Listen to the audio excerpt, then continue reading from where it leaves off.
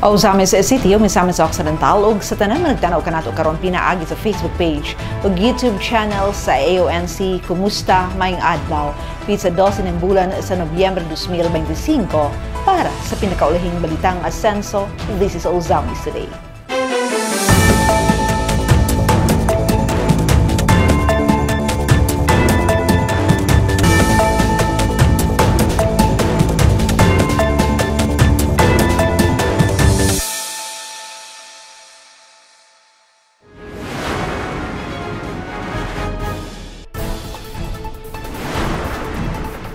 Ozamis City padayon sa higpit nga kampanya kontra droga. 15 ka mga barangay nagpabiling drug cleared. Makapahinganghang performances sa Pirangat Festival 2025 nagpasundayag sa garbo o kultura sa Misamis Occidental. Asinso Ozamis Administration, gitutukan ang bamboo industry isip bagong programa sa panginabuhian. Update sa Malaubang fire incident, gipahayag sa BEP Ozamis. City Treasurer's Office mihatag abiso ug update alang sa publiko. Tigom sa Local School Board Ozamis, gitutukan ang maayong paggamit o realignment sa pundo. Ozamis Kadiwa Center, regular nang gitultol sa mga pumapalit sa dakbayan. Padayon nga pakigbisog batok sa illegal nga droga, duha ka suspek sikop sa makasunod nga bypass operation sa dakbayan. Mga suspek sa hold-up o snatching sa Ozamis, sikop sa paspas nga aksyon sa kapulisan. Asinso Ozamis Pre-Hospitalization Program mihatag tabang sa pamilyang di makaya ang medical nga emerhensya. Dazzle Motikson, ania ang maritalya sa Ozamis Today. Ozamis City padayon sa higpit nga kampanya kontra droga. 15 ka mga barangay nagpabiling drug cleared. Ang good news ninyong report. Sa padayon nga paningkamot sa dakbayan aron mapaligon ang kampanya kontra illegal nga droga, gipamatudan sa Philippine Drug Enforcement Agency kon PDEA Region 10 ang retention sa drug cleared status sa 15 ka mga barangay sa Ozamis City. Kini human sa gihimo nga Regional Oversight Committee on Barangay Drug Clearing kon ROC-BDC deliberation November 11, 2025 sa DILG Regional Office Cagayan de Oro City. Gipanguluan ni Director Alex M. Tablate sa PDEA Region 10 ang maong deliberasyon uban sa mga miyembro sa ROC-BDC gikan sa PNP, DILG ug DOH diin gipamatudan nga ang mga barangay nga drug cleared sukad pa kaniadto nagpabiling ligon sa pagbatok sa paggamit ug pagpamaligya sa illegal nga droga. Sa 32 ka mga barangay nga drug cleared sa Ozamis, 15 ang napili nga ma-retain nga nagpakita sa padayon nga pagtuman ug kooperasyon sa dakbayan sa Barangay Drug Clearing Program kon BDCP sa Kagamanan. Mitambong sa deliberasyon ang mga lokal ug probinsyal nga opisyal, lakip na si PDEA Misamis Occidental Provincial Officer Agent Elvis Taghoy, Ozamis City Police Chief Lieutenant Colonel Harvey S. Abilianosa, City Health Officer Dr. Maria Floreline Irog-Irog, DILG LGOO Egel Vedra ug City Anti-Drug Abuse Council kon CADAC Focal Person Ella Cartagenas ug uban pa. Sa laing bahin, gipasidungog sa CADAC ug sa mga lokal nga opisyal ang kanunay nga suporta sa asenso leadership. Ilabi na nila Mayor Sam Norman Fuentes, Governor Henry S. Waminal, Congressman Ando Waminal ug Congressman Attorney Indy Waminal sa ilang padayon nga pagpanguna o paghatag mga programa alang sa rehabilitasyon, edukasyon ug panginabuhian sa mga persons who used drugs kun PWOODs. Bisan pa nga na-retain ang drug cleared status padayon gihapon ng PNP, City Health Office, DILG ug mga barangay uban sa suporta sa kanunay Asenso Ozames Administration sa pagpatuman sa mga lakang aron malikayan ang pagbalik sa problema sa illegal nga droga, pinaagi sa preventive education, community vigilance ug rehabilitation programs. Dilibot pasabot nga na-approve na ta, nakatagaan na tag certification nga nag-retain na ta sa ato ang drug clear barangay nga diri ra taman ato gining i-maintain. Ozames City ang ato ang kadak ang atong LGU maningkamot uban ang PNP maningkamot mino nga matuloy-tuloy pa ni madugangan ang ato ang 15 maabot og 26 ang tod lahat tanan ang ato ang 32 barangays nga drug cleared ma-retain sa atong mga Ozames nun, no?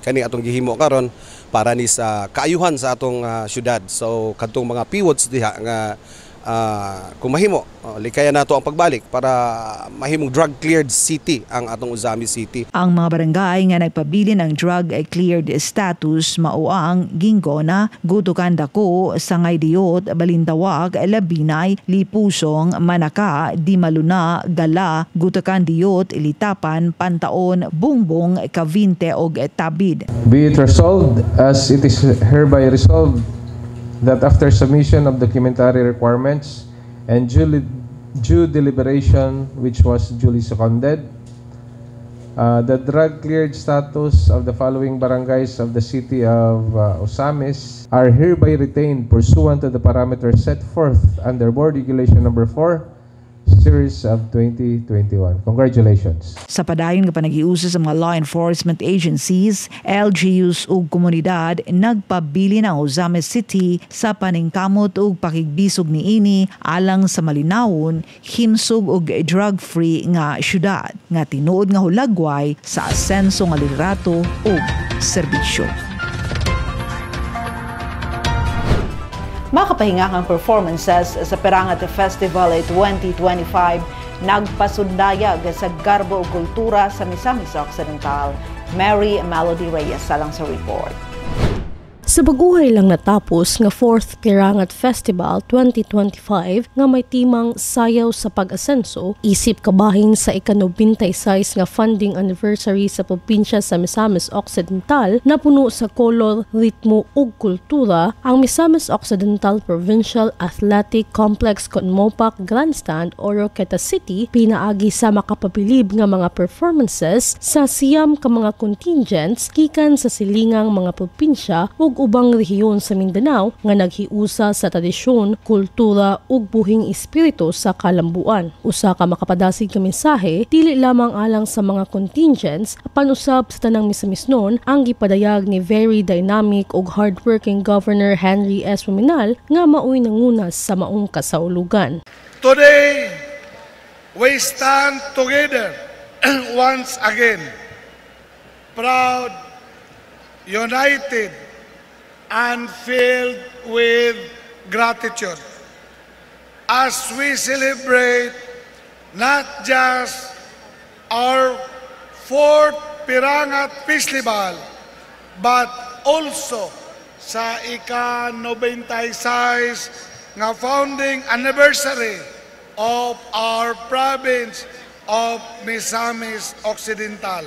Gipasabot usab sa gobernador ang kahulugan sa pulong nga pirangat. The word pirangat meaning to go up, pag-asinso, captures our collective aspiration to rise together, to move forward, and to achieve the vision of Asenso Misamis Occidental. Ang maong kalihukan nagrepresental sa espiritu sa panaghiusa, pagkamamugnaon ug malipayong pag-asenso sa probinsya, diin matud pa niya. I am truly delighted to see that this year's festival is more exciting than ever, with 9 contingents proudly competing. Gipasalamatan usab sa gobernador ang tanang performers ug partisipante sa siyam ka mga contingents sa pagpakita sa ilang kadasig, talento ug kultura pinaagi sa ilang pagpasundayag. To all our participants, thank you. Daghang salamat for bringing your passion, artistry, and culture to life through your performances. You are the heart of this celebration. Dugang pahinumdum sa gobernador alang sa tanang contingents samtang sila nag-perform. As you perform and compete, always remember the guiding light of our 5M's core values. Matinahoron, be respectful, matinod-anon, be honest, matinabangon, be helpful, mahigugmaon, be loving, mainampoon, be prayerful. Let these values lift us higher, just as Pirangat calls us to rise, not only in achievement, but also in character and unity. Ang Pirangat Festival 2025 usa ka matinud-anong sayaw sa pag-asenso nga nagpasigalbo sa kulturang subanin ug kalambuan sa Misamis Occidental ug nagsilbi usab kining tulay nga naghiusa ug nagdasig sa tanang contingents gikan sa lain-laing probinsya ug rehiyon sa Mindanao sa pagpakita sa ilang makapabilib nga talento ug pagmahal sa kultura usa ka buhing ehemplo sa pag-asenso. Alang sa Ozames Today, ako si Mary Melody Reyes. Salamat Mel. Asen sa Ozames Administration, gitutukan ang bamboo industry isip bagong programa sa panginabuhian ani ang detalye. Ang asenso sa Ozames Administration ubos sa pagdumala ni Mayor Sam Norman Fuentes nag-andam karon sa usa ka citywide bamboo enterprise program nga kabahin sa asenso agenda. Uyon sa vision ni Governor Henry S. Waminal alang sa makayayunan kun oportunidad sa green livelihood. Atol sa consultation meeting, uban ang mga sakop sa Konseho sa Dakbayan nga napahigayon adlong Biyernes, Nobyembre 7, 2025, gisgutan ang mga pamaagi kung unsaon pagpalambo sa industriya sa kawayan aron kini mahimong dugay ug sustainable nga panginabuhian gikan sa pagtanom, pagproseso, paghimo og muebles, handicrafts hangtod na sa paggamit niini isip eco-friendly nga materyales sa konstruksyon. Siyang opening message si City Councilor Philippine Councilors League kun PCL Ozames City Chapter Representative Catherine Katkat Elim mipadayag siyang dakong pasalamat ngadto kang Executive Director Jacinto Alingasa Jr. tungod sa partnership ni ining inisyatiba nga nagsuporta sa usa ka hiniusang itumong ang paghatag panginabuhian ug oportunidad samtang nagprotekta sa kinaiyahan. We thank PASEM Mr. Jacinto L. Alingasa Jr., Executive Director, Partnerships and Advocacy for Community Education in Mindanao, for partnering with us in this initiative that promotes bamboo as a sustainable community enterprise. This program supports our shared goal of creating livelihood opportunities while protecting the environment. Si Jacinto Jack Alingasa Jr. sa PASEM Agapi Bamboo Advocacy and Enterprise Partnership Program nagpakita sa konsepto sa engineered bamboo o gipasabot na kini mahimong gamiton sa construction industry isip ligon barato ug environment friendly nga alternatibo. And that is the concept of an engineered bamboo. Ikan sa pole, sa kabus, ilipak siya, tapos murag plywood, itagag adhesive, so that you will end up with materials that can be used for construction. By the way, the engineered bamboo that we're trying to promote now is for construction industries. dili itong sa furniture. Gipakita usab niya ang uban pang mga produkto nga mahimo gamit ang kawayan. The byproduct katong ubang bamboo nga dili kayo sulod sa quality o katong sobra. There is now an ongoing funded project in Davao and there is one in Iligan that specializes on the bamboo craft. Next slide. DOST has a funding for textile management. Next slide. And several other crafts that can be used out of the byproducts sa atong engineered bamboo. Gisaysay pa niya ang dakong gamit ni ini. Pwede na siya sa medical industry, pwede siya sa garment, construction industry, dagan siya gamit. So, kung nakakay bamboo, clubs may tawagan ng tapok, nakaray po na.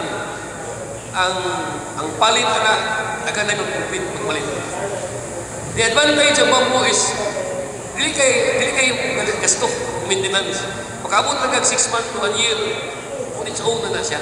Nagpakita sa pagsuporta ang representante gikan sa Department of Education o DENR Sanro nga personal nga mitambong sa maong meeting. Usa ka timaan sa nagkadako nga multi-agency support alang sa programa alang sa malungtaron nga pagtanom sa kawayan. Pinaagi ni ining inisyatiba ang kanunay Asenso Ozamis Administration ubos sa liderato ni Mayor Sam Norman Fuentes nagasuporta sa kawayan ay dili lamang isip tanom kundi usa-usab ka potensyal nga pamaagi sa paghatag og lig-on ug malungtaron nga panginabuhian sa mga Ozamisnon. Tumong sa programa nga mapalapad ang kaalam ug abilidad sa komunidad sa pagnegosyo pinaagi sa berde ug malungtaron nga produkto nga nagpaligon sa tinguha ni Governor Henry Waminal ug Mayor Sam Norman Fuentes alang sa padayon nga pag-asenso nga nagsugod sa malinawon ug malungtaron nga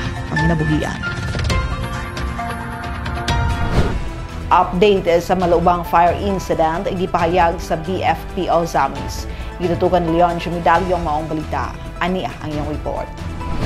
Sa baguay pa lang nga nahitabong sunog sa Purok 3 Barangay Malaubang ning Dakbayan sa Ozamis nga nakaapekto sa 15 ka mga panimalay, 22 ka mga pamilya o 81 ka mga individual. Naghatag og update ang Ozamis City Fire Station nga gipresentahan ni Senior Fire Officer 3 Abraham Abay o Fire Officer 1 Mark Joseph Gurnes mahitungod sa mga detalye sa sunog atol sa personal nga interview sa local media adlong Lunes, Nobyembre 10 ning tuiga. Sumala pa kang SFO3 Abay ang alarma sa sunog natawag sa ilang buhatan sa malas 12:50 sa udto nga nahitabo duol sa covered court sa Barangay Malaubang o gito ang nagsugod sa balay sa usa ka residente nga nailhan nga si Apolonia Discalyar. Ang tawag sa mga diri sa opisina mga alas 12:51 dito sa Purok 3 Barangay Malaubang. Dito ginapit sa baybay doon gid sa covered court sa Malaubang. Oras ito sa ting paniod to. So kalit yung kayo yun wata mo expect no kay paano medyo tugnaw yun bugnaw panahon. So nagkwanta na huwag kita mag-expect na naisunog nga mo pa. Suma sa among investigator, among nag-investiga dito, nagsugod ang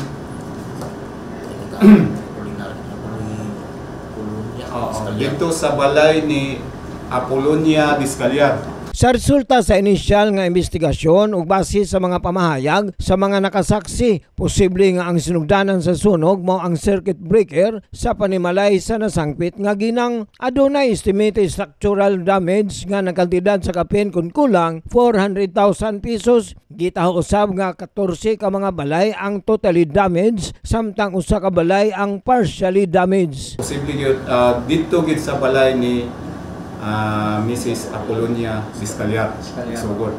Dayon amo tong gitanaw ilahang breaker, so namay nakita god nga dito daw sa breaker nagsugod mo ingon sa mga witnesses. Pero amo pa nang verify pa siya. Verify pa ginamo mayo. Sa among estimated nga kuan damage is 400,000 more or less. Ang among gikwenta ni dili ang mga interior way labot ang mga sasulod. Sa structure lang. Structure among gikuan. So 15 ka balay, ang isa na partially damaged. Gidugang pa ni Fire Officer Juan Gornes. Among initial investigation na sir, based on makuha ko sa tagiya, statement sa tagiya at the same time sa mga witness sir. So dito may magbase unsay makita na mo na possible nga hinungdan kay di man may kabalo sa among part kung walay witness nga makita. So dako kay factors ang statement sa witness sir. Giangkon usab ni Senior Fire Officer Abay nga medyo adunay kalangan sa pag-report o pagtawag ngadto sa ilang buhatan hinungdan nga naulahi ang ilang pagresponde sa maong insidente. Medyo nadugay-dugay yung tawag no kay ang nakatawag murag ang katong hipi sa Bonifacio. Ang Bonifacio po yung nakatawag noon. Si O3 Pios. Siya mo hipi sa Bonifacio Fire Station. Base na makailan niya, dinitawagan siya. So wala ka itong mga residente, wala gin nakatawag sa residente dito. Kaya base na busy po sila sa paghakot sila, pagsalbar sila mga gamit. Kaya natural yun ang reaksyon ng video kuan ka. Hindi na ka makahuna-una sa pagtawag. So pag abot dito sa mong first responder, na sikan alarm din nila. Kaya daghan naman ang balay ang kaon sa kalayo. Busa giawag ni Officer Abay ang tanan nga usamisnon nga magminantayon ilabi na sa nagaduol nga pagselebrar sa Pasko. Iyang pahimangno kung adunay makita nga bisan unsang hulga sa sunog ipahibalo o tawag dayon sa Bureau of Fire Protection BEP Osamis sa ilang hotline numbers 0949 9711 711 og sa landline nga 521 1111. Sa tanang nagtanaw karon sa atong mga constituents sa Osamis City, kinahanglan magkuan kita tawag na to fire safety conscious ta. Labi na karon nga apit na ang Christmas celebration nato. Daghan ng mga di lang kay electrical, mga pabuto, mga kuan. In kaso gani kung namoy makita nga nagsunog na sa primero pa lang yung gamay pang kalayo, ayaw gyud mo pagduha-duha og tawag sa Bureau of Fire Protection. So ang among hotline number 09499-711-711. So balik ko na po 09499 then duha ka 711. Ang landline nato 521-1111. So karong December magmatnyon kita mga kaigsunan, kaigalaan, mga kaparintihan, kapamilya sa Osamis City. Atog yung bantayan ang atong mga property nato. Alang sa Osamis Today, ako si Nyonsyo Midali. Salamat ilyon siya City Treasurer's Office may hatag abisog update alang sa publiko aniya mga detalye. Alayon sa tumong nga mahatagan og update kabahin sa makalihukan sa City Treasurer's Office ning dakbayan sa Osamis, si Department Head kon City Treasurer Julie Napigit atol sa Monday flag raising ceremony Nobyembre 10, 2025, may pahibalong ang ilang buhatan paghatagan og award of commendation sa umaabot nga Disyembre 2, 2025. Ang maong pasidungog nga nagikan sa Department of Energy kon DOE nagpakita sa matinud-anong pagsunod sa mga mandato o guidelines sa Energy Conservation Program. And because of this Monday, which is to promote consumers' welfare, fair trade practices and to deliver the public the proper quantity and quality of the liquid fuel of the consumers they have purchased, that's why we are conducting this calibration. And because of following this mandate, the Department of Energy has given us, we are being given an award or commendation, plaque of commendation because of following this mandate. And this will be held on December 2. The LGU, specifically the City Treasurer's Office, will be receiving plaque of commendation on December 2, 2025 by the Department of Energy. May pahinumdumusab ang City Treasurer alang sa tanan nga wala pa nakabayad sa Real Property Tax kun RPT nga aduna pa sila'y gamay nga panahon aron makapahimulos sa 10% discount. Gipanawagan usab niya ang mga adunay delinquency nga pahimuslan ang Real Property Valuation and Assessment Reform Act kun RP Vara Amnesty tungod kay pipila na lamang kabulan ang nahibilin aron maka-avail niini. For those who have not yet paid the real property tax, we still have a few months for the 10% discount to avail this 10% discount. And for those who have delinquencies, we only have few months left to avail the RP Vara or the Real Property Valuation Assessment Reform Act Amnesty, which will last only for a few months. So if you have real property delinquencies, kindly pay your delinquencies before this amnesty will end.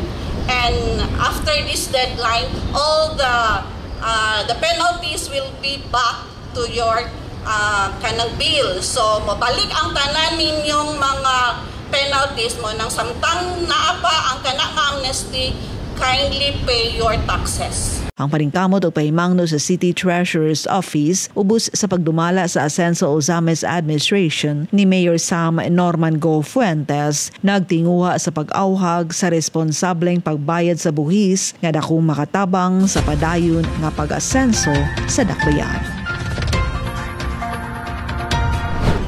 Tigom sa LSBO Ozamis gitutukan ang maayong paggamit o realignment sa pondo. Si Glenn Ray Roluna alang sa Detalye.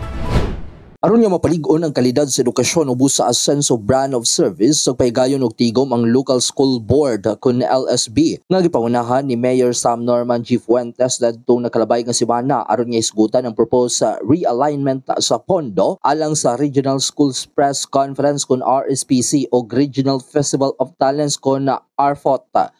Ang mga meeting gipaygayon sa Mayor Fernando T. Bernard Hall, agwada ni syudad na gipangunahan ni City Administrator Ms. Rotesa Grace A. Uano sa ngalan sa hepekutibo ni syudad. Tumong sa mga kalihukan ang paghatag og gustong suporta sa mga estudyante nga mokompetensya sa regional nga level subay sa tinguha sa Ascenso Ozamis nga mapalambo ang edukasyon pinaagi sa matinahuron, matinud-anon, matinabangon ug mahigugmaon nga pagserbisyo. Gihatagan og dakong ibugaton ni Uano ang kahimanungdanon sa RSPC ug RFOT isip plataporma sa pagpalambo sa kahanas, liderato ug pagkamamugnaon sa mga kabataan. Gipasabot usab niya ang direktiba ni Mayor Fuentes klaro nga walay maayo estudyante nga mabiyaan sa oportunidad nga makapakita sa ilang talentog abilidad. Ang LSB magapasa sa final resolution aron nga dayong maipatuman ang pondo sa pakigtambayayong sa DepEd Ozames City Division. Alang sa Ozames Today, kini si Glenn Ray Roluna. Salamat Glenn. Ozamis Kadiwa Center, regular ng gitultul sa mga pumapalit sa dakbayan. May report si Adon Vicena. Dili malikayan nga mahutdan og stock sa BBM Rice ang Kadiwa Center sa Ozamis City nga anaa sa Agora atbang sa Rural Transit Bus Terminal. Inigumikan sa mga Ozamisnon nga regular nang nagsuki sa BBM Rice o baratong bugas para sa misamisnon nga tag 20 pesos lang matag kilo. Sa sumada ni Committee on Agriculture Chairperson Honorable Sancho Sani Waminal Jr. nga human gibuksan sa Provincial Government of Misamis Occidental ang Kadiwa Center sa Ozamis City at netong June 30, 2025 miabot na og 11,000 ka mga individual ang nakapahimulos og nakahali na ang City Hall og 5 million pesos kapinkon kulang. Kini taliwala ang gilimitahan lang ang matag usa og 20 kilos matag bulan bunga sa kalimitado pa sa supply niini. Pasalamatan ni Honorable Sunny Waminal ang author sa programa Governor Henry Sevilla Waminal sa pagmugna niini gumikan kay dako kaayo og tabang labi na sa mga marginalized sector o gabisan pa man gani gani sa mga household nga adunay kaya mikonsumo usab gumikan sa kamaayo og klase sa bugas. Sa local rice farmers pa lang gani sa Uzamis, miani na og positibong reaksyon sa rason nga direkta na ang pagtumod sa abot o gadi na moagi og traders o mas taas pa sa kumprada sa National Food Authority. Dugang pa ni Honorable Waminal nga hangtod karon padayon ang kooperasyon sa PGMO o mga component LGU o component local government unit aron mas taas pa ang target yield matag tuig pinagi sa RFAP o Asenso Rice Farmers Full Assistance Program aron sa tuyo nga mas taas pa ang harvest o madugangan ang rasyon sa taga 25 kilos matag bulan sa umaabot nga panahon. On the kadiwa selling of baratong bugas, Madam Chair, para sa Misamis nun, or BBM rice, which we launched on June 30, 2025. Our Kadiwa outlet has already served 11,141 individuals and recorded a total sales of 5,169,800 pesos. So we are thankful to both city and provincial governments for their continued support. The province buys rice at 26 pesos and 50 centavos per kilo, and we sell it at 20 pesos per kilo. The 650 difference is subsidized with 3 pesos and 50 centavos shouldered by the LGU and 3 pesos by the provincial government. So ang atong schedule ni Madam Chair, selling of baratong bugas from 8 a.m. to 5 p.m. Monday to Friday except holiday. Then one household allowed once every month 25 per kilo. Last month, Madam Chair, 150 households ang possible makadawat, pero na-reduce ni aning 2 weeks ago to 25 households na lang due to the increase sa ato ang mga households, Madam Chair, nga bagong nagminyo. Of course, may additional na pa nga another household. So this initiative aims to connect farmers directly with consumers, eliminating unnecessary middlemen so that farmers can earn more while consumers can buy affordable rice. Alang sa Uzamis Today, Adonai Tisina reporting.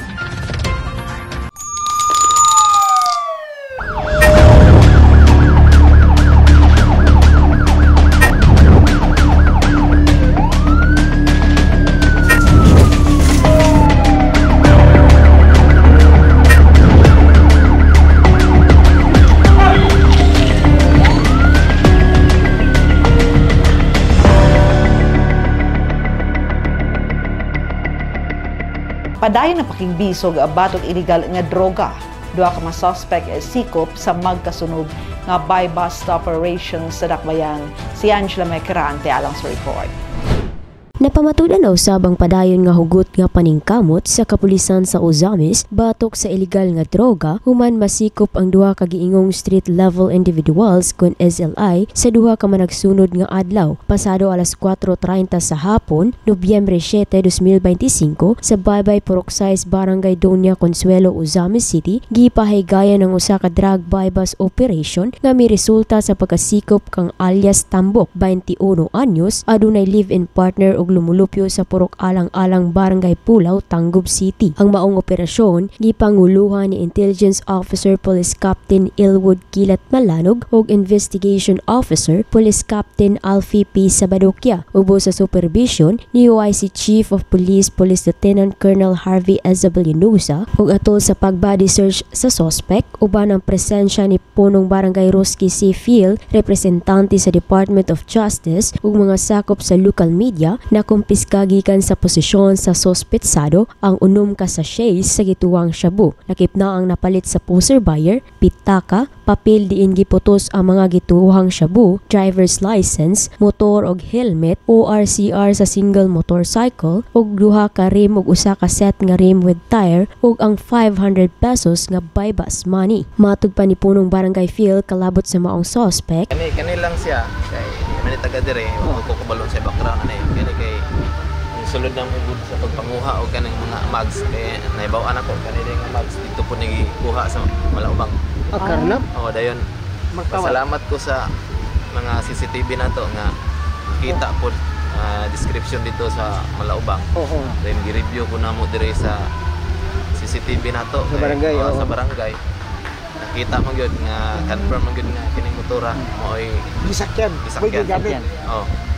Samtang adlong Sabado, Nobyembre 8, 2025, alas 7:15 sa gabi, usa na usab ka malampusong drug bypass operation ang gipahigayon sa Purok 4 Barangay Bagakay, Uzama City. Ubos sa pagpanguna ni UIC Chief of Police, Police Lieutenant Colonel Harvey Isabel Inosa, nga misangpot sa pagkasikop kang alias Lily, 48 anyos, minyo ug usa ka welder ug residente sa maong barangay. Nakuha gikan sa iyang posisyon ang mga mosunod nga ebidensya nga gisaksiyan mismo ni Bagakay Barangay Kagawad Ronald Roldan nga naglakip sa usa ka medium size ug usa ka small size nga sachet sa gituwang shabu, usa ka wallet, motorsiklo nga adunay helmet, ORCR sa maong motor ug ang 500 pesos nga mark money. Si alias Tambok ug alias Lily anaa na karon sa kustudiya sa Uzama City Police Station samtang giandam ang parehong kaso batok kanila nga mao ang paglapas sa Section 5 ug Section 11 sa Republic Act 9165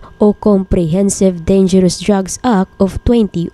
Kini nga malampusong operasyon nagpakita sa padayon nga paningkamot, hugot nga commitment ug dedikasyon sa kapulisan sa Uzamis sa pakigbisog batok sa illegal nga droga uban sa walay puas nga suporta sa kanunay asenso Uzamis Administration ubos sa pagdumala ni Mayor Sam Norman G. Fuentes aron masiguro ang usa ka luwas, hapsay ug malinawon nga dakbayan sa Uzamis. Alang sa Uzamis Today, ako si Angela May Kirante.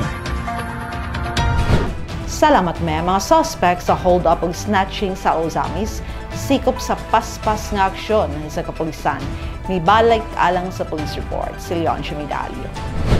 2 ka magsuong lalaki ang giingong responsable sa mga insidente sa pagpang-hold up o snatching sa Uzamis City, Oroqueta City o Dipolog City nga nailang sila alias Jory, 31 anyos ug alias Manny, 19 anyos. Parehong single o walay trabaho, lumulupyo sa Purok Magsaysay, Barangay Balungating, Gipo, Zamboanga del Sur ang nasikop atol sa gipagayon nga hot pursuit operation sa mga sakop sa Uzamis City Police Station adlaw Lunes, Nobyembre 10 ning tuiga, alas 10 sa buntag sa Purok 1, Barangay Lapasan, Clarin, Misamis Occidental. Ang maong operasyon gipanguluhan mismo ni Uzamis City OIC Chief of Police, Police Lieutenant Colonel Harvey Abellano, uban nila Investigation Officer Police Captain Alpi Sabadukia o Intelligence Officer Police Captain Elwood Kilat Malanog. Sumala sa interview kang OIC Chief of Police Police Lieutenant Colonel Abellanosa atol sa ilang naka-schedule nga checkpoint operation sa may Gango Command Post. Adunay motorsiklo nga mihardol o milikay sa mong checkpoint. Hinungdan nga gi-alerto ang mga patrollers aron magkandak og hot pursuit operation og nasuta nga ang milikay nga motorsiklo nagtukma sa description sa usa ka report nga nangisnat sa Oroqueta City og sa dakbayan sa Uzamis og dugang saysay pa sa hipis kapulisan. So during sa report na among ko'y report ang Oroqueta nga nasnatch sa ilaha, they send us kanang CCTV footages, pictures. So nakita na to dito nga mauni, so gi-check po nato sa atong CCTVs kung nakabisita ba gyud sila diri sa ato, which is surprisingly ibisita gyud sila sa ato, nakaagi gyud sila sa ato, which is nakuha na to ang mga CCTV footages sa Gango BCP. Kani sila kagahapon, no? And then napoy gihatag na CCTV ang Oroqueta sa ilaha alas 3. So karon ni hardol man sila, kita dayon nagkasata og kanang hotpursuit operation until such time nga nakpa na to sila diri aning area. So turn to find out nga sila gyud itong mga tawhana considering sa ilahang mga gipangsuot karon ang helmet, ang sinina o ang motor, no? Inyong makita ang motor, hindi pa rin gitap-tapan og face mask kay itom. Para dili sila klaro ang plate number. Maklaro ang plate number. So pinagiusab sa mga CCTV footages nga nakuha sa mga insidente sa pagpang-snatch nga nahitabo sa barangay Laman, Tinago ug Osamis City Port. Positibo nga giila ang mga suspitsado. Dugang pahayag pa ni Hepe atol sa ilang gihimong hot pursuit operation kalabot sa duha ka mga individual. Dakop nato aduna bay mga resistance o kaniadto mga suspect. Nagginukuray pa kita. Sinawag gid diri. Kay nagginukuray kita kay dito palang daan sa checkpoint ni Hardol naman sila. So sa armado. Mao na atong nakita karon nga naa sila bitbit nga granada. Na ay shabu na pag itong mga alahas posible mao na to ilang mga ipang snatch sa lain nga lugar.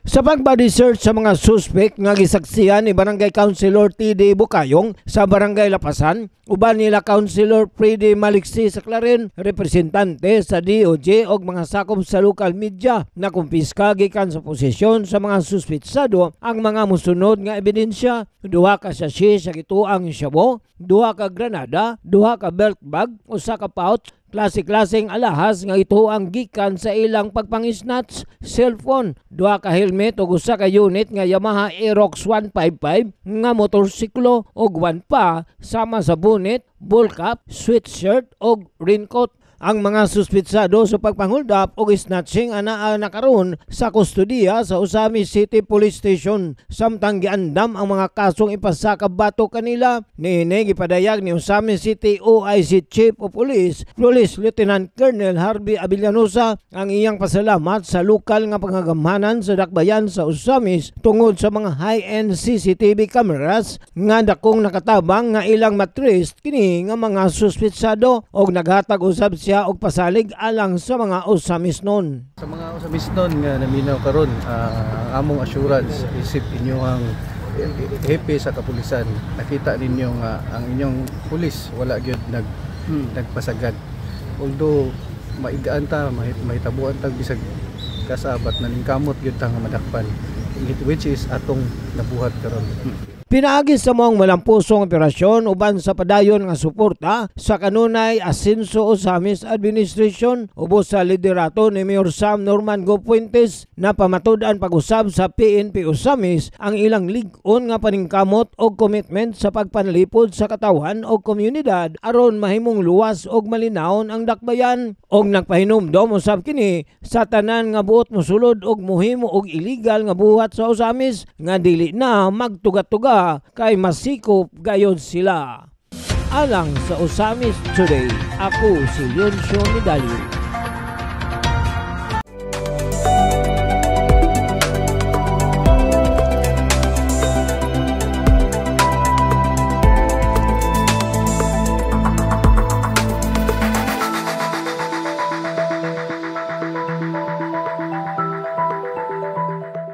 Sa Osamis Free Hospitalization Program, mihatag tabang sa pamilyang di makaya ang medical na emerhensya.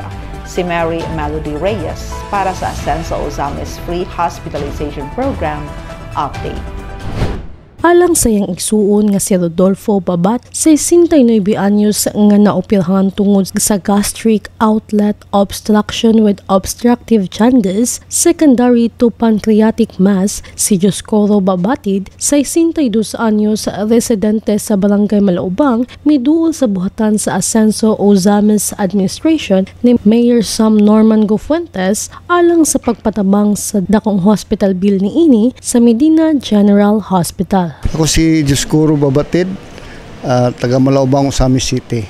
Niya kani karon kay mikans kapitos na nga tabang sa atong landong gobernador, Gobernador Henry Waminal, Congressman Ando Waminal, Congressman pod sa party list Indy Waminal, and sa ato pong mayor na si Sam Norman Fuentes. Pasyente karon ang akong magulang si Rodolfo Babatid, mga 69 years old bam. Doon na siya kuan sa iyang yupiran siya sa iyang pancreas mamba.